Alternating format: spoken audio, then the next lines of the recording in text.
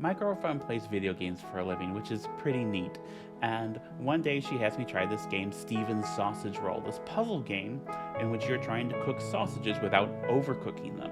And each sausage is 2 squares long and has 2 sides. You need to cook each of these squares exactly once. Do it more than that and you fail.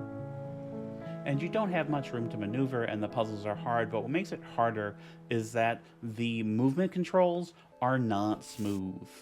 Half of the struggle is getting the guy to do the things you want him to do. Taking all these extra steps to move around this stupid fork that gets in the way every single time. I was at it for about an hour before I turned to her and said, I don't think I've ever encountered a game that was this hostile to its players that I didn't design. To be clear, that is a compliment.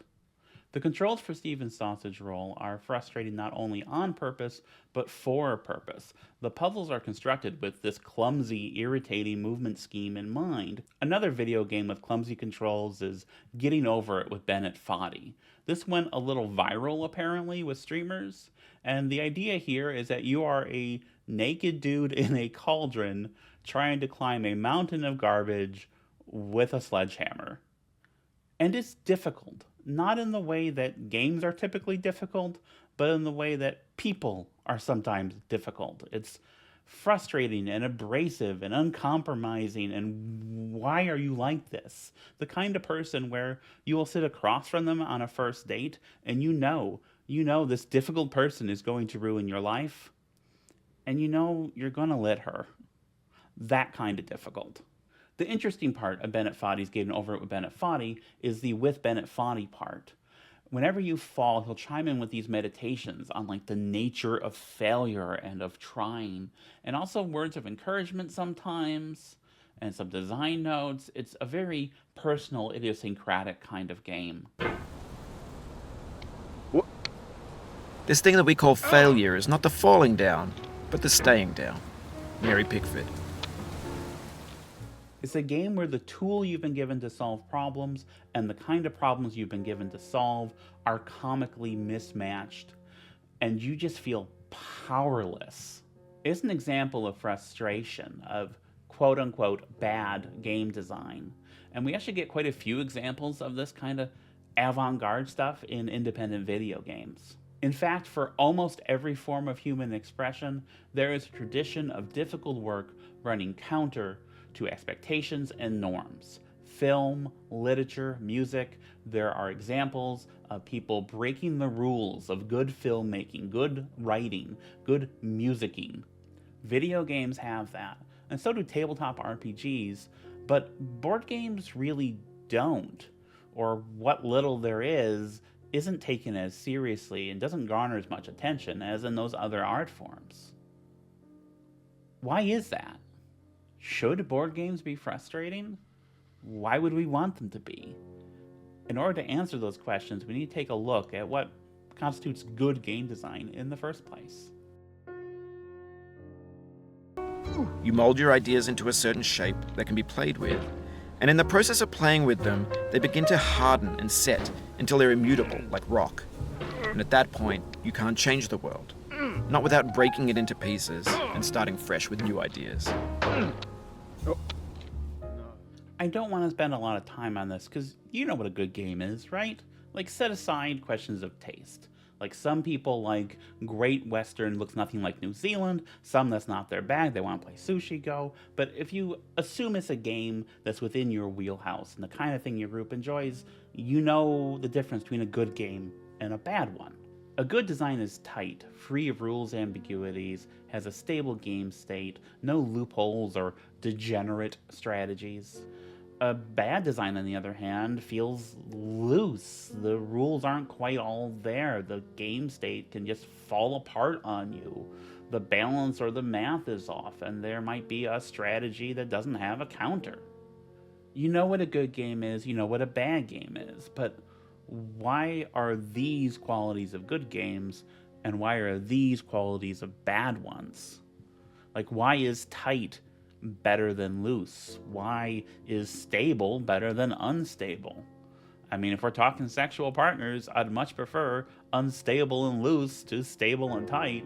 So why is it different for board games? Why is this good game design and this bad? Capitalism. Board games are expensive physical products. A traditional print run costs tens of thousands of dollars. If a board game doesn't do well, you might go out of business or lose your house. Heck, even if a game does do well, you might still go out of business and lose your house. Publishing a board game is risky, and so is buying one. You know, I gave Bennett Foddy $7.99 for Bennett Foddy's game over with Bennett Foddy. And if it turned out I hated it, well, I'm out $8. If I pay $50 or $60 for a board game and I hate it, I'm out $50 or $60. That's a lot more money. And people talk. People think a game is bad, they're gonna talk about it and word's gonna get out. And now all those copies of Fur Traders of the Detroit River that some publisher paid tens of thousands of dollars to produce are sitting in a warehouse accruing monthly fees while they're waiting to go to bargain bins. And then when that designer has a new game come out, people are gonna be like, isn't that the designer who did Fur Traders Detroit River? And none of that is bad necessarily, it just makes it risky. I remember a few years ago, the scuttlebutt among designers and publishers was that most people would buy your game and play it exactly once. If you wanted them to play it a second time, and more importantly, if you wanted good word of mouth to drive your sales, you needed to make a good first impression. If on the first turn it's easy to shoot yourself in the foot, that's a problem. If a player basically wins on turn 2, but the game still has 2 hours left and the other players just have to kind of stew in it, that's a problem. If the economy becomes so brittle because of some fluke that no one can do anything for half the game, that's a problem that sours people on the game. It might be this isn't going to be a problem the second time or the third, that once you have experience with the tools the game has given you, you can use them more creatively and exercise control over the game. Or maybe you'll be more competitive or up to the challenges presented by a weird or degenerate game state. If there's 10 different ways a given play of a game could go, and 2 of them feel kind of bad, and 3 of them feel really great, and 5 are kind of in the middle, then that's like a 20% chance, at least, that that first play is gonna feel bad. Maybe more, because maybe you need more experience to avoid those pitfalls and chase after those highs. For me, as a player, that risk is absolutely worth it. I will weather those lows in pursuit of those highs. And hey, maybe once I have more experience with the game, those lows will turn out to be secret highs that actually tax my abilities in ways that I find really compelling. Lots of players will feel different, and so do a lot of publishers and designers, because those risks, financial and reputational, are too high. They will eliminate those lows, even if it means throwing out those highs along with them, to provide a more narrowly banded set of experiences that they know is dependable, that won't alienate or irritate players on a first play. This is good design, because it is safe design. Reliable, predictable, expected. It will provide you an experience that you will almost certainly enjoy. That's what we gain with this tradition. But what do we lose? How many colors are we not painting with? And what can we make with them? Life is a mosaic of pleasure and pain. Grief is an interval between 2 moments of joy. Peace is the interlude between 2 wars. You have no rose without a thorn. The diligent picker will avoid the pricks and gather the flower. Satya Sai Baba.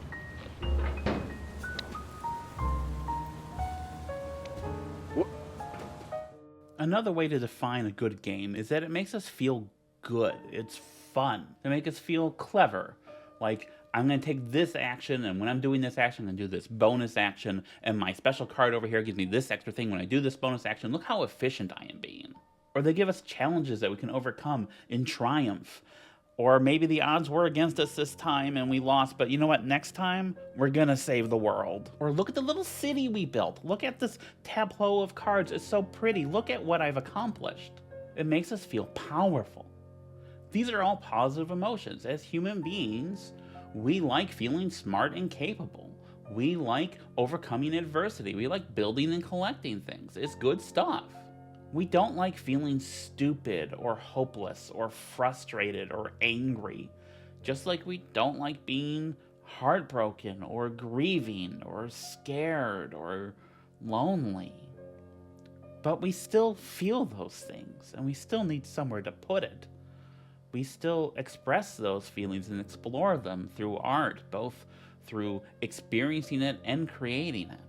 Our conception of games is unique in that the qualities that we have determined to be good game design universally correlate to positive emotions. And this isn't true of any other art form.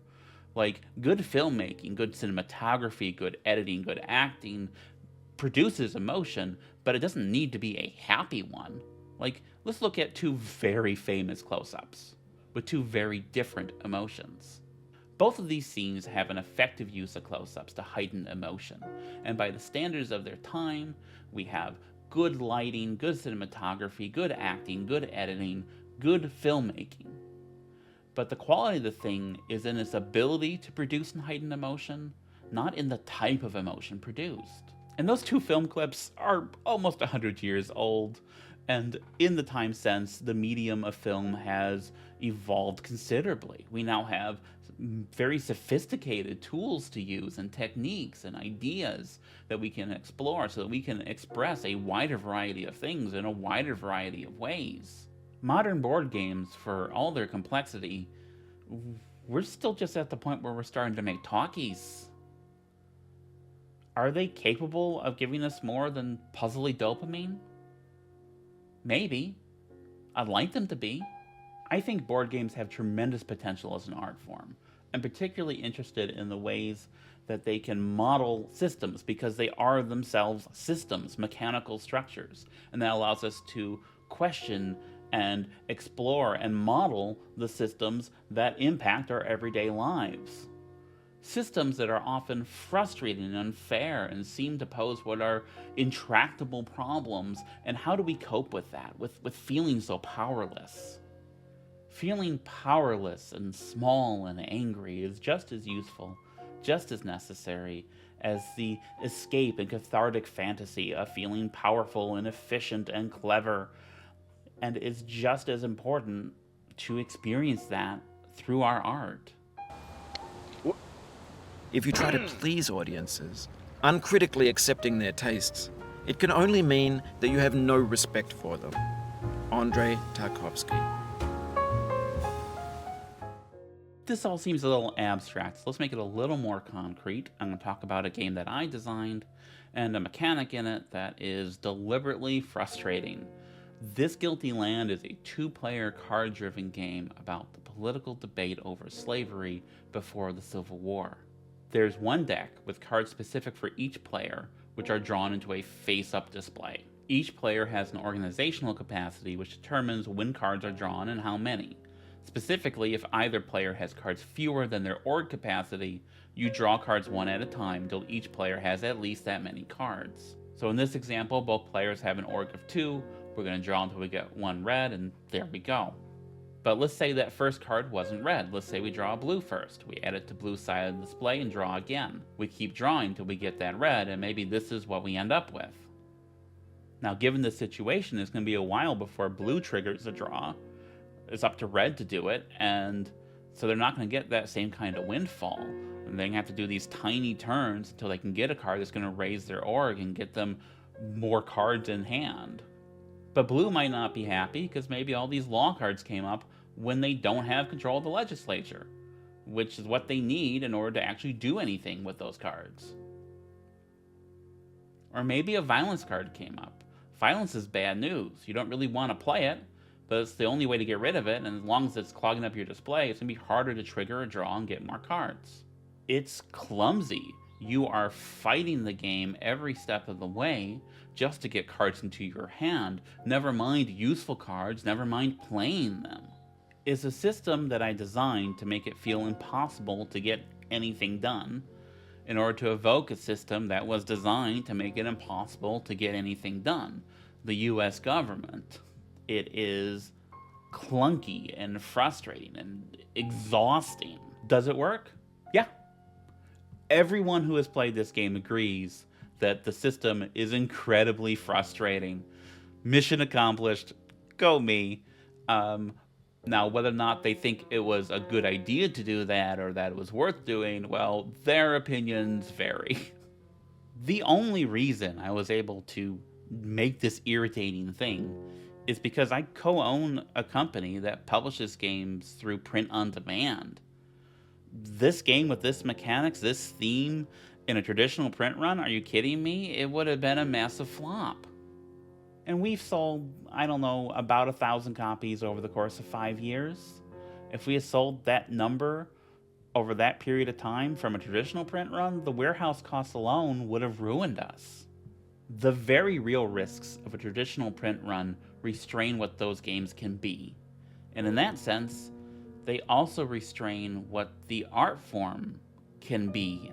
And within these alternate forms of production and distribution, there exists a space where you can be experimental or avant-garde or antagonizing on purpose or very personal, where you can ask questions about what games are for, and you can expand the limits of what games can be. And as those methods become more accessible, we are seeing some of that.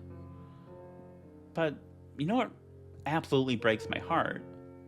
Is when I see people doing print on demand or print and play, and they're using these methods to just make another normal, good game. Because you have all this freedom, and you're not doing anything with it. In this context, it's tempting to make friendly content that's gentle, that lets you churn through it but not earn it. Why make something demanding if it just gets piled up in the landfill, filed in with the bland things? So 3 years ago, about a month before lockdown and a couple days before my egg cracked, Dimitri Ballas, a games writer I'm friendly with, ruffled some feathers online when he said this: "It's easier than ever to make a good game. Steal from the right places, apply the right aesthetic, and you can make something functional and marketable. Good isn't good enough anymore. I don't want good, I want new ideas. At this point, I barely even care if they work. An ambitious game that fails, not comes close, outright fails, can be a stepping stone to greatness later. It can improve the qualities of games on the whole without necessarily being good. We deserve better games than this year's riffs on established genres. Innovate or die." A lot of designers and publishers jumped on him for this. They said, a game that outright fails should not be published. And actually, it is not easy to make a good game. It's very hard to make a good game, and how can you, someone who's never made a game, say this? Well, I have designed a game. A lot of a game, in fact. Over 70 of a game have I designed. And some of them are good games in this tradition of quality, of normalcy. And some of them are, my weird arty-farty stuff. And I can say that making a good game, yeah, it's a lot of work. There's a lot of craft and care that goes into it. A lot of thought and skill and taste and creativity, artistry. But it's easier to make a good game than to make a weird one. It's easier to conform to standards and expectations than to openly defy them. These things are things we know will work, and these ones often don't. They need to be approached with caution, with thought and care.